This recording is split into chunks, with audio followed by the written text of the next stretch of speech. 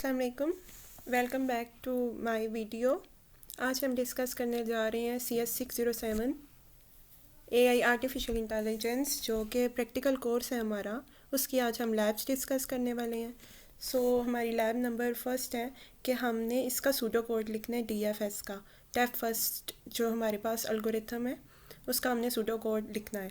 First of all हमारे पास ये आपके लिए हमने रेक्टेंगल ड्रॉ किया है ताकि इस सूडो कोड को समझना आसान हो जाए। सबसे पहले हमने एक वर्टेक्स लिया, हमने सपोज किया कि ये यू है, तो हमने DFS अपना डेप्थ फर्स्ट सर्च एल्गोरिथम जो है, हमने एक पॉइंट एक जी जो है हमारा ग्राफ को रिप्रेजेंट कर रहा है, और यू जो है वो हमने फर्स्ट वर्टेक्स को ना हमने इनिशलाइज किया कि यू है वर्टेक्स। वर्टेक्स हम बोलते हैं, ये जो रेड वाले कॉर्नर्स हैं इनको हम वर्टेक्स बोलते हैं, और ये जो लाइंस हैं हमारे पास, ये ब्लू कलर की लाइंस जो हैं ये हमारे पास होते हैं एजेस। हमारे पास इस रेक्टेंगल में हमारे पास 4 वर्टेक्स है और 4 एजेस हैं। सबसे पहले हमने हमने यू डॉट विजिटेड, हमने सबसे पहले यू को विज़िट करना है, ठीक है। तो फिर अगर ये विज़िट हो गया तो देन उसको मार्क कर दें कि ये विज़िट है। तो हमने नेक्स्ट थर्ड लाइन पे हमने एक फॉर ईच लूप लगाया जो का आइट्रेट करने के लिए यूज़ होता है। अब हमने इसके जो एडजेसेंट जो वर्टिसेस हैं, मतलब यू के एडजेसेंट मतलब होता है इसका कि वी है, और इसके एडजेसेंट डब्ल्यू है और एक्स है। अब हमने इन सब को विज़िट करना है। तो अगर ये हमारे पास यू जो है हमारे पास विज़िट हो गया है, देन हम इसके एडजेसेंट के वर्टिसेस जो हैं, यू के एडजेसेंट वी है, हम इसको विज़िट करेंगे। फिर उसके बाद जब ये विज़िट हो जाएगा, if visited equal to false, फिर ये चेक करेगा कि विजिटेड कि हमने नोट्स जो हैं वो विज़िट किए हैं कि नहीं। देन हम फिर उसके ऊपर DFS अप्लाई कर देंगे।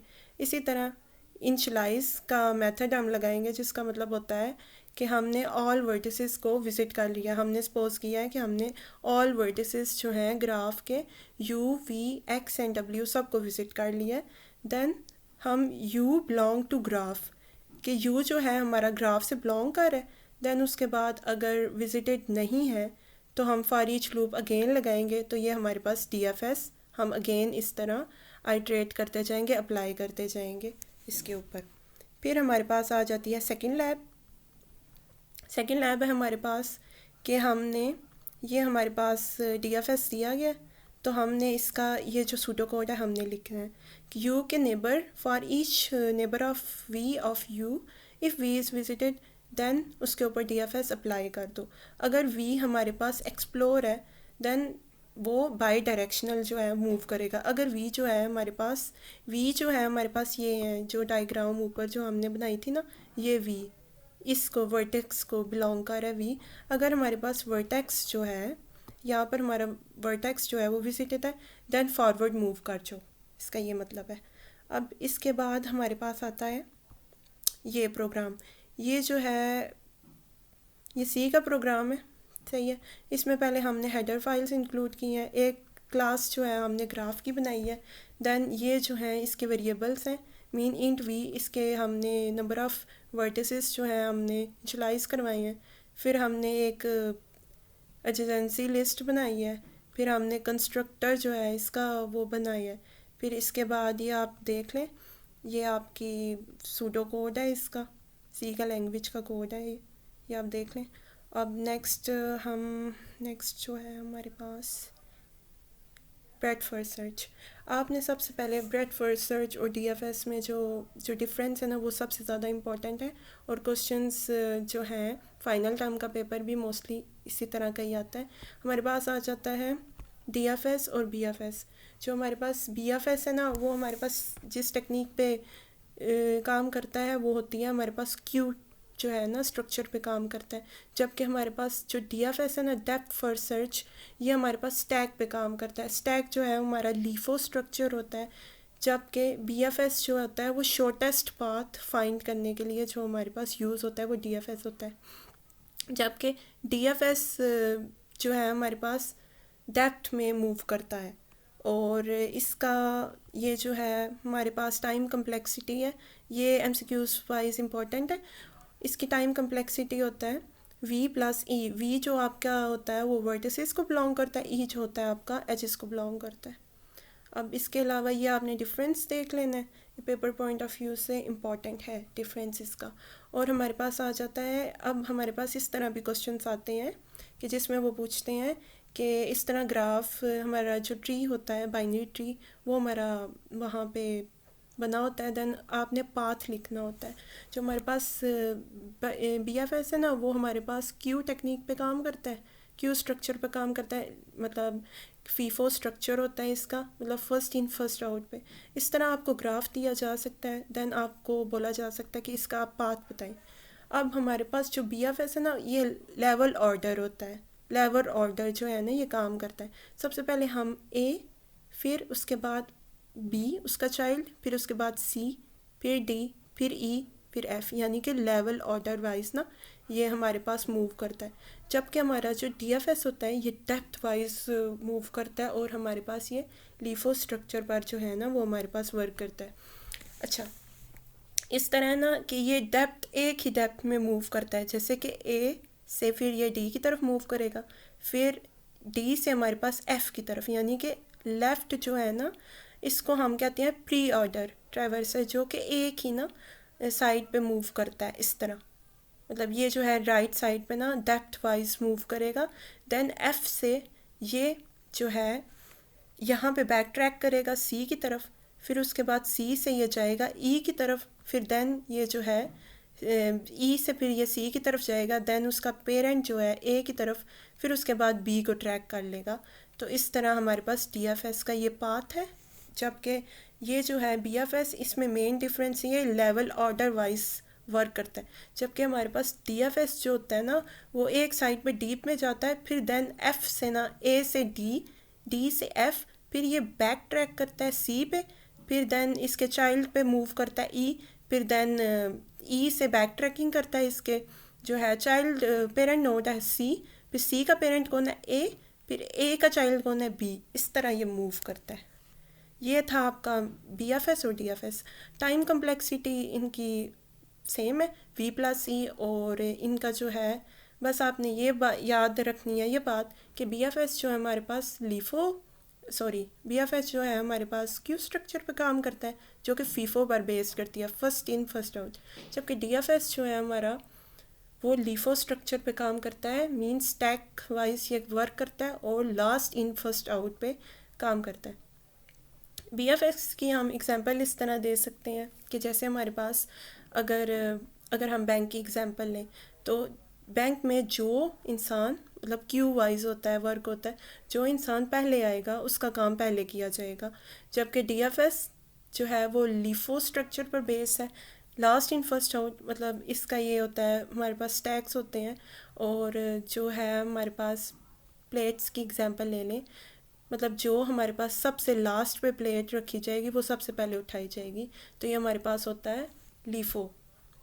और हमारे पास एक क्वेश्चन इस तरह आता है, हमें ग्राफ गिवन होता है तो हमने इसका जो है ना हमने इसका ट्री बनाना होता है।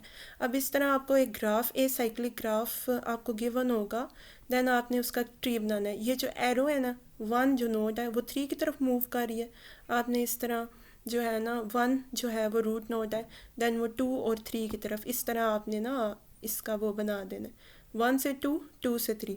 फिर आपने देखना है कि 3 जो है हमारा उसके चाइल्ड कौन से हैं, और अब ये देखें 3 जो है 2 की तरफ मूव कर रहा है, 3 जो है 4 की तरफ मूव कर रहा है। देन आपने इस तरह 3 से 2, 3 से 4, इस तरह आपको बताने का मकसद ये है कि अगर आपको इस तरह का क्वेश्चन आए, देन आप फ़ौरन कोई भी क्वेश्चन आए देन आप फ़ौरन उसका बाइनरी ट्री इस तरह से बना लें।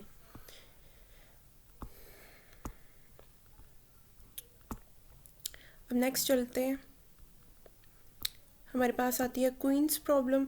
ये जो आपका कंसेप्ट है उधर CS607 की जो बुक है हमारे पास, हैंड आउट्स हैं हमारे पास, उनमें आपने 4 क्वीन और क्वींस प्रॉब्लम का जो सलूशन है ना वो आपने वो टॉपिक पढ़ लेना है, देन आपका ये कवर हो जाएगा।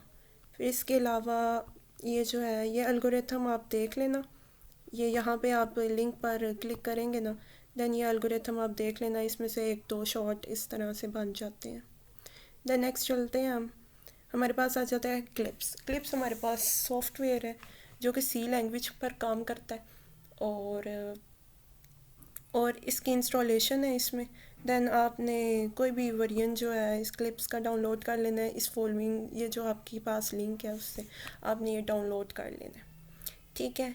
फिर आप ये स्टेप्स वगैरह परफॉर्म करोगे तो देन ये हो जाएगा आपका इंस्टॉल। अच्छा, हमारे पास आती है नेक्स्ट लैब, हमारे पास आता है कि क्लिप्स की कमांड्स जो हैं वो हमने बतानी है। क्लिप्स की ना बहुत सारी कमांड्स हैं, जिसमें एग्जिट कमांड है। ये जो कमांड है ना, ये जो क्लिप्स की विंडो होती है उसको क्लियर करने के लिए होता है। हमारे पास क्लियर की कमांड जो है ये रूल्स और फैक्ट दोनों को मेमोरी से जो है ना वो रीसेट कर देती है, मतलब मेमोरी जो है वो अपनी इनिशियल स्टेट पे हो जाती है। और रीसेट वो क्लियर और रीसेट का डिफरेंस इस तरह है, जो क्लियर कमांड है वो आपके रूल्स और फैक्ट दोनों को मेमोरी से रिमूव करता है, जबकि रीसेट जो आपकी कमांड है वो जस्ट मेमोरी से फैक्ट को रिमूव करती है, ये रूल को रिमूव नहीं करती। रन जो है हमारे पास कमांड जो है रन कमांड जो है हमारे पास वो क्लिप्स के प्रोग्राम को रन करने के लिए यूज़ होती है। ये हमारे पास इसकी डेटा टाइप्स आ जाती हैं, ये आप पढ़ लीजिएगा, इसमें से MCQs वगैरह वो पूछ लेते हैं। इसके अलावा आप ये सब रीड कर लें, ये तो जस्ट थ्योरी मटेरियल है, इसमें से MCQs आने के चांसेस होते हैं। मतलब ये आ सकता है कि जो है सेमी कॉलन जो है ना कमेंट के लिए हम यूज़ करते हैं, और ये क्विज वाइज इंपॉर्टेंट है। क्लिप्स जो है केस सेंसिटिव लैंग्वेज है, ये आप पढ़ लें, ये तो सिंपल है। अच्छा, हमारे पास क्लिप्स के जो कमांड हम इस तरह देते हैं कि हम प्लस का साइन, इसमें पहले जो है हम साइन लगाते हैं। पहले हर चीज़ जो हम कोडिंग वगैरह करते हैं वो हमेशा ब्रैकेट्स में इनक्लोज होती है। फिर हम प्लस का साइन लगा के देन जो है हम ऑपरेशन वगैरह परफॉर्म करते हैं। तो हम 2 4 मतलब स्पेस फिर 2 फिर स्पेस 4 फिर इस तरह लिख के ब्रैकेट क्लोज कर देते हैं। देन हमारा इस तरह ये जो है प्रोग्राम रन होता है क्लिप्स का। फिर हमारे पास आ जाती है ये वाली कमांड, ओके।